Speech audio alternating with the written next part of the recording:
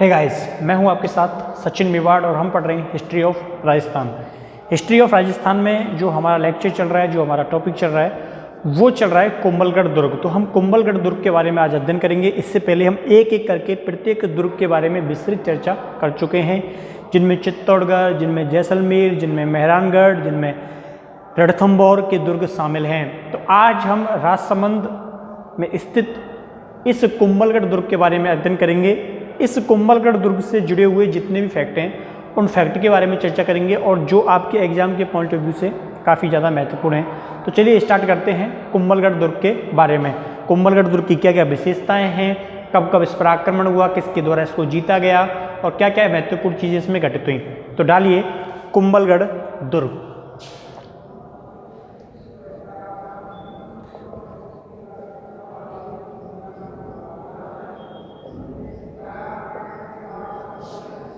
आपने डाल दिया कुंभलगढ़ दुर्ग। अब आप लोग सभी जानते हैं कि जो कुंभलगढ़ दुर्ग है ये कहाँ पर स्थित है, राजसमंद में है।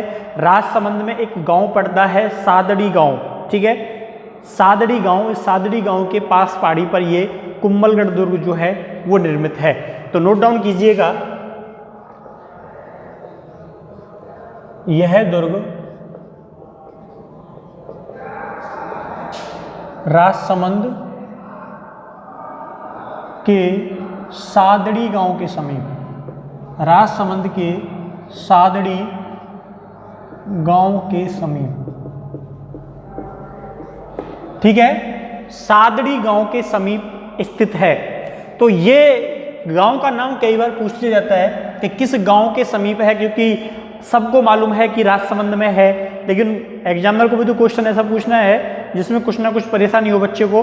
तो यहाँ पर जो गांव स्थित है वो सादड़ी गांव है। अब सादड़ी गांव में स्थित है, लेकिन इसकी जो स्थिति है कुंभलगढ़ दुर्ग की जो स्थिति है, ये स्थिति काफी ज्यादा जटिल है, ताकि यहां पर आक्रमणकारी पहुंच ना पाए। तो ये जो 13 पहाड़ियां हैं, उन 13 पहाड़ियों के समूह के मध्य में जरगा पहाड़ी, ठीक है,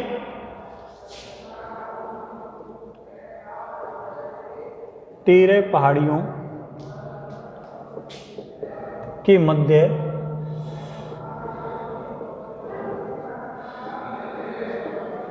जरगा पहाड़ी, जरगा पहाड़ी पर निर्मित, 13 पहाड़ियों के मध्य जरगा पहाड़ी पर निर्मित।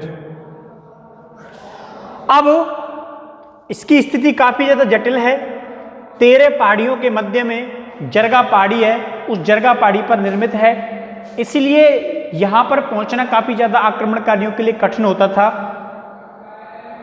इसकी जो स्थिति है वो इसके अभियान को काफी ज्यादा कठिन बना देती है, इसलिए मुगल आक्रमणकारी रहे हों या कोई भी आक्रमणकारी रहा हो, यहां नहीं पहुंच पाते थे। इसीलिए यह दुर्ग सामरिक दृष्टि से मेवाड़ के शासकों के लिए काफी ज्यादा महत्वपूर्ण था। अब इस दुर्ग का जो निर्माण है, इस दुर्ग का जो निर्माण है, यह निर्माण जो है वो कुंभा के द्वारा 1448 ईस्वी में करवाया जाता है। बताते हैं कि इस जगह पर पहले जिस जगह पर यह निर्माण किया गया था, वहां सम्राट अशोक के पुत्र संप्रवृत्ति का पहले कोई दुर्ग था, उसके अवशेष वहां पर थे और उसी जगह पर इसका क्या कराया गया था, निर्माण कराया गया था कुंभा के द्वारा। तो 1448 कुंभा के द्वारा निर्मित, कुंभा के द्वारा निर्मित। अब यह बात भी बोलते हैं कि कुंभा के द्वारा अपनी पत्नी के नाम पर इसका नाम जो है वो क्या रखा था, कुंभलगढ़ रखा था। अब देखिए, इसको निर्मित करवाने के बाद कुंभा के द्वारा इस का जब निर्माण कार्य पूरा हो गया तो सिक्के जो हैं वो चलवाए थे, सिक्के जो हैं वो डाले थे। इसका निर्माण पूर्ण हो जाने के बाद, इसका निर्माण पूर्ण हो जाने के बाद, पूर्ण हो जाने के बाद, पूर्ण हो जाने के बाद सिक्के डलवाए गए, सिक्के ढलवाए गए। ठीक है, क्या डलवाए गए? सिक्के जो हैं वो ढलवाए जाते हैं। अब जब सिक्के ढलवाए गए और उन सिक्कों पर क्या निर्मित करवाया गया? उन सिक्कों पर निर्मित करवाया गया था कुंभलगढ़ दुर्ग। क्या निर्मित करवाया गया था? उन सिक्कों पर निर्मित करवाया गया था कुंभलगढ़ दुर्ग। तो ये बात भी आपको क्या रखनी है, ध्यान रखनी है कि इन दुर्ग के सिक्कों पर क्या निर्मित करवाया गया था। ठीक है, चलिए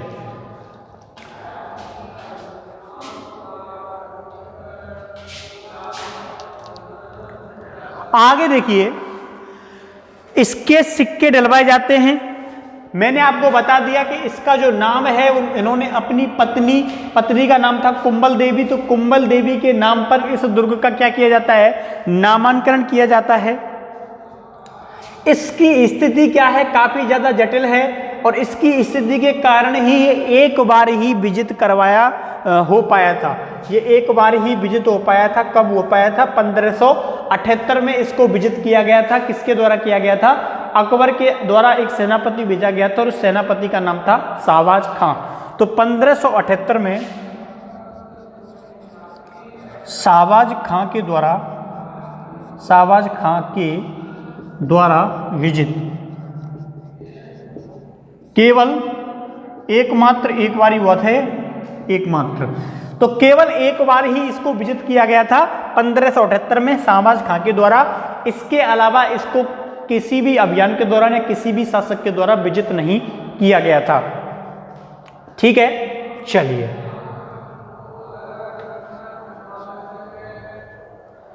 अब देखिए, कुंभा के द्वारा इसको जो निर्माण कराया गया था, तो इसका जो निर्माण हुआ था वो मंडन की देखरेख में हुआ था। किसकी देखरेख में हुआ था? मंडन की देखरेख में हुआ था। तो इसका जो वास्तुकार रहा या जिसकी देखरेख में इसका कार्य हुआ था वो थे मंडन। तो इसके जो वास्तुकार रहे वो वास्तुकार कौन रहे? वास्तुकार रहे मंडन।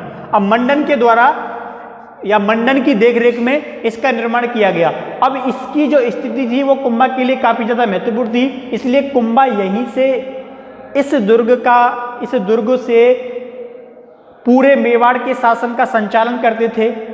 मेवाड़ के शासन का क्या करते थे? संचालन करते थे। इसीलिए इस दुर्ग के बारे में कहा गया है कि ये मेवाड़ की क्या है? आंख है। इस दुर्ग के बारे में क्या कहा गया है? ये कहा गया है मेवाड़ की आंख। इस दुर्ग की इस महत्वता के कारण,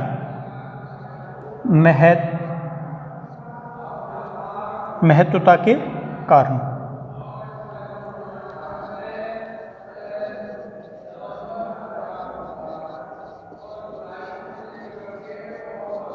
तो महत्वता के कारण इसको क्या बोला गया है? मेवाड़ की आंख बोला गया है। ठीक है, चलिए इसको उतारिए, उसके बाद मिटाते हैं और थोड़ा आगे चलते हैं।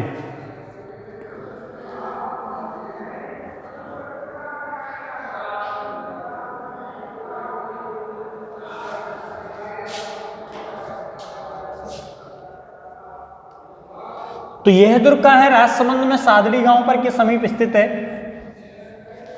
स्थिति काफी जटिल है इसकी, इसलिए केवल इसको एक बार ही विजित किया गया है। कुंभा के द्वारा इसको निर्मित करवाया गया था 1448 में और शाहबाज खां के द्वारा केवल एक बार इसको विजित किया गया। इसकी स्थिति के कारण इसको क्या कहा जाता है? मेवाड़ की आंख कहा जाता है। देखिए अब आगे देखिए, आगे क्या होता है? आगे ये होता है कि इस कुंभलगढ़ दुर्ग की जो दीवार है, दीवार का क्या मतलब है? यानी कि जो मुख्य दीवार होती है ना किसी भी दुर्ग की, वो मुख्य जो दीवार है वो कम से कम 7 मीटर से ज़्यादा चौड़ी है, और 7 मीटर से ज़्यादा चौड़ी है इसलिए उस पर 3 से 4 घुड़सवार एक साथ चल सकते हैं। मैंने क्या बोला, 3 से 4 घुड़सवार एक साथ चल सकते हैं। ये क्वेश्चन एक बार पुलिस के एक पेपर में पूछा जा चुका है। दीवार, इसकी दीवारें, इसकी दीवारें 7 मीटर चौड़ी हैं, इसलिए 3 से 4 घुड़सवार, 3 से 4 घुड़सवार एक साथ दीवार पर, ठीक है, आप लोग समझ रहे हो ना, दीवार पर एक साथ चल सकते हैं, एक साथ दीवार पर चल सकते हैं, चल सकते हैं, यानी कि 3-4 घोड़े एक साथ एक ही दीवार पर चल सकते हैं, और इसी स्थिति के कारण इसको भारत की महान दीवार कहा गया है। क्या कहा गया है इसको? भारत की महान दीवार कहा गया है।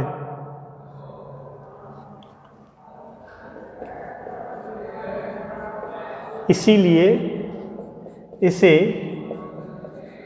भारत की महान दीवार कहा गया है। महान दीवार जो है वो कहा गया है। अब इस दुर्ग के अंदर एक और दुर्ग है जिसको बोलते हैं कटारगढ़ दुर्ग। क्या बोलते हैं? कटारगढ़ दुर्ग बोलते हैं। और कटारगढ़ जो दुर्ग है वो इसके अंदर स्थित है। और कुंभलगढ़ दुर्ग के अंदर, कटारगढ़ दुर्ग के अंदर ही बादल महल का नाम आपने सुना होगा, और उसी के अंदर क्या हुआ था? प्रताप का जन्म हुआ था। किसका जन्म हुआ था? प्रताप का जन्म हुआ था। तो ये लाइन भी आप लोग लिख लेना। इसके अंदर कटारगढ़, इसके अंदर कटारगढ़ भी है। और कटारगढ़ क्यों महत्वपूर्ण है? प्रताप का जन्म, प्रताप का जन्म बादल महल, प्रताप का जन्म कहाँ हुआ था? इसके अंदर जो बादल महल है, बादल महल में। तो प्रताप का जन्म बादल महल में हुआ। प्रताप का जो जन्म है वो कहाँ होता है? इसके अंदर जो बादल महल है, उस बादल महल के अंदर प्रताप का जन्म होता है।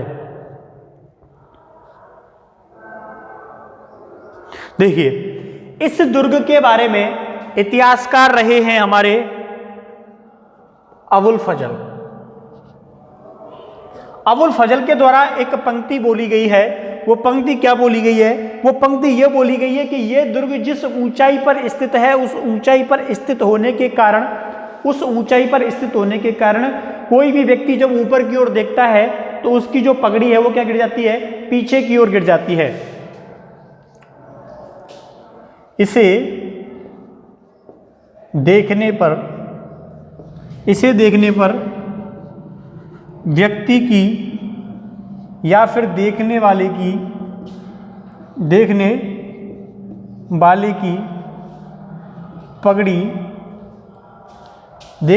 की पगड़ी पीछे की ओर गिर जाती है।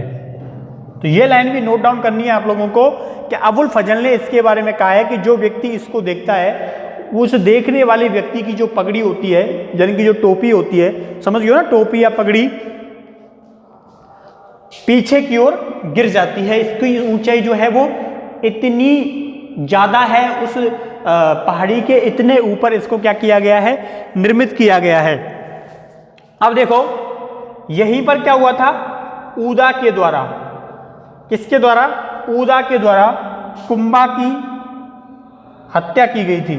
हत्या की गई थी किसके द्वारा? ऊदा के द्वारा कुंभा की क्या की गई थी? हत्या की गई थी। यानी कि जिसके द्वारा, कुंभा के द्वारा इसको क्या किया गया था? निर्मित किया गया था। और उन्हीं की क्या हो गई? हत्या हो गई। किसके द्वारा? उन्हीं के पुत्र ऊदा के द्वारा। और ऊदा को क्या कहा जाता है? पितृहंता कहा जाता है। मेवाड़ का पितृहंता कौन? ऊदा। तो ऊदा के द्वारा कटार से इसकी क्या कर दी गई थी? हत्या कर दी गई थी। तो ये कुंभलगढ़ दुर्ग के बारे में कुछ महत्वपूर्ण फैक्टेबल बातें थी जो मैंने आप लोगों को बताई। इस के अंदर कुछ महत्वपूर्ण मंदिर बने हुए हैं, उनके बारे में मैं बता दूं। अगर एक बार आप इसे उतार लो, फटाक से मैं इसको मिटा देता हूं।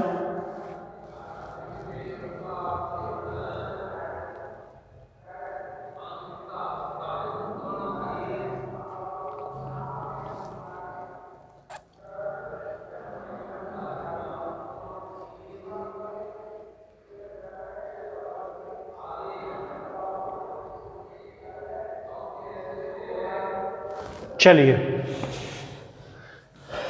तो देखिए इसके अंदर कुंभ श्याम जी का मंदिर है, इसके अंदर एक नीलकंठ जी का मंदिर है, इसके अंदर एक देवी माता का मंदिर है, इसके अंदर बादल महल बना हुआ है।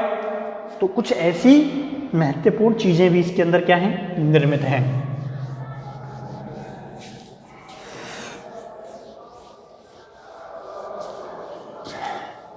चलिए,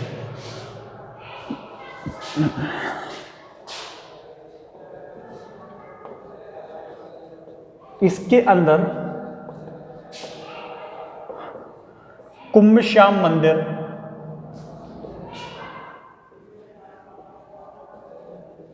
नीलकंठ महादेव मंदिर, नीलकंठ महादेव मंदिर, एक मंदिर किसका है? देवी माता का मंदिर है। क्या है? देवी माता का मंदिर है। तो ये कुछ मंदिर इसके अंदर क्या है? निर्मित है।